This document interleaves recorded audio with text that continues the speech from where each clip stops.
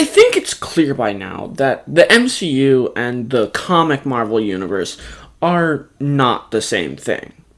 If you haven't been keeping track of my channel, I am the all-around nerd and I make random nerd culture videos.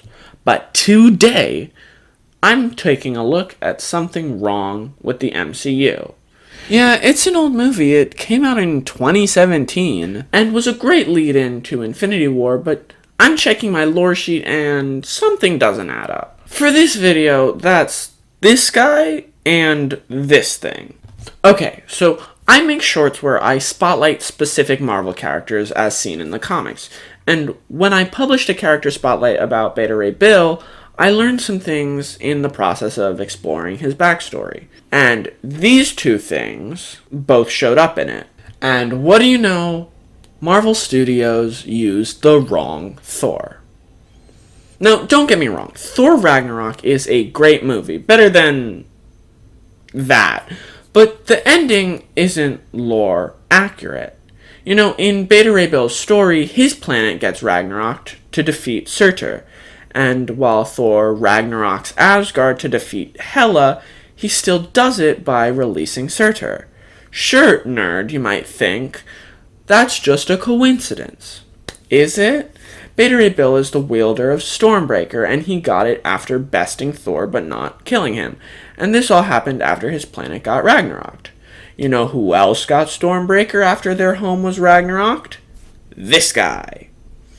I mean, I get it. They're not going to introduce a new movie character that is basically the same as their old one. But isn't that exactly what Marvel did? Sure, a couple years later, but Jane Foster literally wields Mjolnir, a different version of Thor's weapon. Even Captain America wields his hammer. So they're fine with introducing folks who are worthy of Thor's hammer, but not the one who brings Stormbreaker to the comics?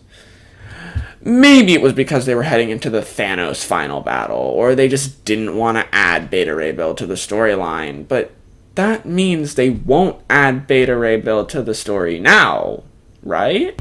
Wrong! If Iron Man and Doctor Doom can be the same actor, and there can be 3 Spider-Men in the MCU, then there can definitely be a character introduced at the wrong time. Suffice to say that Marvel is going to choose when they're going to follow the comics, and when they're going to hint at the comics, and when they're going to blatantly disregard the comics to a point that it just doesn't make sense anymore. Why were you part of the Illuminati?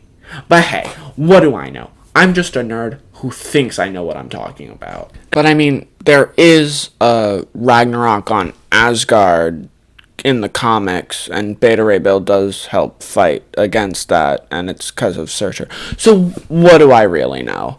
And if you like this, maybe go get lost watching my character spotlights. And remember, there is no right way to be a nerd.